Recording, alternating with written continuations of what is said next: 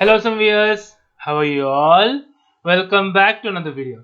Guys, in this video we are going to discuss what is a Postman, how to install a Postman. Without any further ado, let us start the video.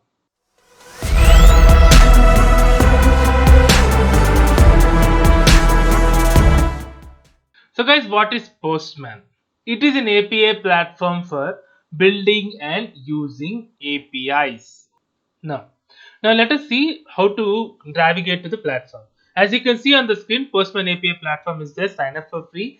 Here we can register the email ID and also we can sign in, and also we can download the desktop application. Here you can see there will be a link, sign up for free or sign up. Here you can create the Postman account using a free account, or you can sign up with Google. I'll try to use the free account. So here now I'll enter the email ID, username and password. So once you sign up, you will get this page. How would you like to get started? Start with my own API, start with my public API, show me how to use Postman. I'll just click on skip. I know how to use Postman, because we'll see from step by step what is Postman, how we can do it. This is the web version of a Postman. You can see the same interface can be downloaded to the desktop as well. Now let us see how we can download the desktop version and we can work in desktop rather than in web. Both are good. If you're a web Postman user, you can use on web.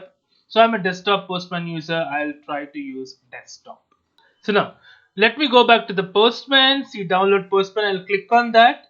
Here, download Postman. You can see Windows 64-bit is there. Let me click on 64-bit. So now it has started downloading the 64-bit. You can see on the screen it is just 147 MB. It will take a second to process. So once it's done, I'll click on open file.